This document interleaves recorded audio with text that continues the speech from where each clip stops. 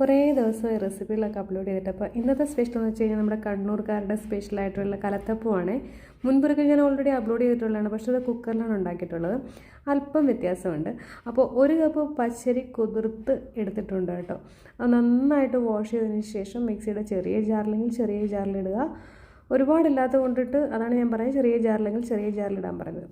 ഇതിപ്പോൾ ഞാൻ വലിയ ജാറിലാണ് ഇടുന്നേക്കുന്നത് കേട്ടോ. അപ്പോൾ വലിയ ജാറിലേക്ക് എടുത്തതിന് ശേഷം ഒരുപാട് അങ്ങ് വെള്ളം കോരി ഒഴിച്ച് കളയരുത്. പിന്നെ നമ്മൾ എടുക്കുന്ന ഏത് കപ്പാന്ന് വെച്ചാൽ അതിന് 1/4 കപ്പ് ചോറ്, നമ്മൾ വെന്ത ചോറിൽ നമ്മൾ വീട്ടിൽ വെക്കുന്ന കഴിക്കാൻ എടുക്കുന്ന ആ ചോറ് ഒരു 1/4 കപ്പ് ഇട്ട് കൊടുക്കുക. ഒരു 1/2 ടേബിൾ സ്പൂണോളം ജീരകം ഇട്ട് കൊടുക്കുക. ഒരുപാടങ്ങ് ജീരകം വാരിയിട്ട് കളയരുത്, അതിൻ്റെ ഒരു ചുവ വരും. പിന്നെ ഒരു 1/2 ടീസ്പൂൺ ഉപ്പ് ഇട്ട് കൊടുത്തിട്ട് നല്ല പേസ്റ്റ് രൂപത്തിൽ അങ്ങോട്ട് അരച്ചെടുക്കുക. ഇനി നമ്മൾ ചെയ്യാനുള്ള വേറെ ഒന്നുമല്ല, കുറച്ച് വെള്ളം ഒഴിച്ചാൽ മതി കേട്ടോ. ഒരുപാട് വെള്ളം ഒഴിച്ച് കഴിഞ്ഞാൽ നമ്മളിതിൻ്റെ അത് ശർക്കര ചേർക്കാനുള്ളതാണ്. അപ്പോൾ ഉരുക്കിയ ശർക്കര ചേർക്കുമ്പോൾ അതിൻ്റെ അകത്ത് വെള്ളം ഓൾറെഡി ഉണ്ടാവുമല്ലോ. അപ്പോൾ അതാ നമ്മൾ കുറച്ച് ശർക്കര എടുത്തിട്ട് ഏകദേശം ഒരു 200 ഗ്രാം കഷ്ടിച്ച് കാണുമായിരിക്കും കേട്ടോ. അതെടുത്തൊന്ന് ഉരുക്കി എടുക്കുന്നുണ്ട്. അപ്പോഴത്തേക്ക് നമ്മളുടെ മാവ് നല്ല പേസ്റ്റ് രൂപത്തിൽ അരച്ചെടുത്തിട്ടുണ്ട്. ഇനി ഇതിലേക്ക് നമ്മൾ ചേർത്തിരിക്കുന്നത് ഒരു പിഞ്ച് ബേക്കിംഗ് സോഡ അല്ലെങ്കിൽ സോഡാപ്പൊടി.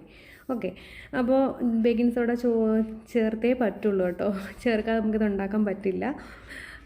തികച്ചും ഓപ്ഷനിലൊന്നും എനിക്ക് പറയാൻ പറ്റില്ല, അത് ചേർത്തേ പറ്റുള്ളൂ. അപ്പോൾ നമ്മൾ ആ ചെറു ചൂടോടുകൂടി തന്നെ നമ്മൾ ഉരുക്കിയ ശർക്കരയില്ലേ അതങ്ങോട്ട് ഒഴിച്ചു കൊടുക്കുക. ബേക്കിംഗ് സോഡ ചേർത്തിട്ട് അപ്പോൾ ആ ടൈമിൽ തന്നെ നമ്മൾ ആ ഉരുക്കിയ ശർക്കരയില്ലേ നൂൽപ്പരുവൊന്നും ആവണ്ട. പിന്നെ ഇപ്പോൾ ചേർത്തിരിക്കുന്നത് നമ്മുടെ തേങ്ങാക്കൊത്താണ് കേട്ടോ. നന്നായിട്ട് വെളിച്ചെണ്ണയിൽ മൂപ്പിച്ച തേങ്ങാക്കൊത്ത്. കുഞ്ഞുള്ളി ഉണ്ടെങ്കിൽ, ചെറിയ ഉള്ളി ഉണ്ടെങ്കിൽ അതും കുറേ അരിഞ്ഞ് ചേർത്ത് കഴിഞ്ഞാൽ നല്ലതാണ്. എൻ്റെ കയ്യിൽ ഉണ്ടായിരുന്നില്ല, പക്ഷേ ഉള്ള സമയത്ത് ഉണ്ടാക്കാൻ എനിക്ക് പറ്റിയതുമില്ല. ഇപ്പോൾ എൻ്റെ കുഞ്ഞുള്ളി ഉണ്ടായിരുന്നില്ല. ഇതിൻ്റെ എല്ലാം കൂടെ ഒത്തു വരുമ്പോൾ ഞാൻ പറഞ്ഞില്ലേ നമുക്കത് ഉണ്ടാക്കാനും പറ്റത്തില്ല. അതാണ് എൻ്റെ അവസ്ഥ. ഞാൻ എന്തെങ്കിലും ഉണ്ടാക്കണമെന്ന് വിചാരിക്കുന്ന സമയത്ത് എനിക്ക് സാധനങ്ങളൊന്നും കാണത്തില്ല, കൈ കിട്ടുന്ന സമയത്ത് എനിക്ക് ഉണ്ടാക്കാൻ തോന്നത്തില്ല. അതാണ് എൻ്റെ അവസ്ഥ. ഓക്കെ, അപ്പോൾ ഇനിയിപ്പോൾ ഞാൻ പറഞ്ഞല്ലോ ഓൾറെഡി ഞാൻ കുക്കറിലല്ല ഉണ്ടാക്കുന്നത്, നല്ല ഇരുമ്പിൻ്റെ ചീനിച്ചട്ടിയിലേക്കാണ് കോരി ഒഴിച്ചു കൊടുത്തിരിക്കുന്നത്. അപ്പോൾ അതെല്ലാം ഒന്ന് മിക്സ് ആക്കിയതിന് ശേഷം നമ്മളതാ 2 തവി മാവ് ഒഴിച്ചു കൊടുക്കുന്നുണ്ട്.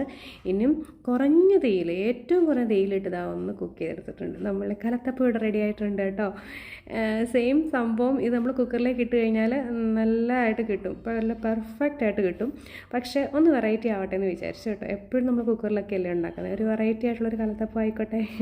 അപ്പോൾ ഓരോരുത്തർക്ക് ഓരോന്ന് കൊടുക്കാമല്ലോ അല്ലേ. മറ്റേതാകുമ്പം നല്ലൊരു കേക്ക് പരുവത്തിൽ കിട്ടും. അപ്പോൾ ഞാൻ ആദ്യത്തെ ഉണ്ടാക്കി കഴിഞ്ഞ് രണ്ടാമത് ഉണ്ടാക്കുകയാണ്. അപ്പോൾ നമ്മൾ ഒരുപാട് തീയെ കൂടെ കൂട്ടി ഇട്ട് കൊടുത്തേക്കരുത് കേട്ടോ. അപ്പോൾ അതങ്ങ് കരിഞ്ഞ് പിടിക്കാൻ സാധ്യതയുണ്ട്. അപ്പോൾ അഥവാ വെന്തില്ലാന്നുണ്ടെങ്കിൽ തിരിച്ചൊന്ന് ഇട്ട് കൊടുക്കുക. അപ്പോൾ 2 ഓൾറെഡി കുക്കായിട്ടുണ്ട് കേട്ടോ. അടിപൊളി ടേസ്റ്റി ആയിട്ടുള്ള ഒരു കലത്തപ്പമാണ്. എല്ലാവരും ഒന്ന് ട്രൈ ചെയ്ത് നോക്കുക ഈ രീതിയിൽ. ഇനിയിപ്പോൾ കലത്തപ്പം അടി പിടിക്കുന്നു എന്നുള്ളൊരു പേടിയൊന്നും വേണ്ട കേട്ടോ. ഈ രീതിയിൽ ട്രൈ ചെയ്യണമെന്നുണ്ടെങ്കിൽ ഒരിക്കലും അടിയിൽ പിടിക്കില്ല, കുക്കറിൽ അടി പിടിക്കില്ല, കരിഞ്ഞ് പിടിക്കില്ല. അപ്പോൾ നല്ല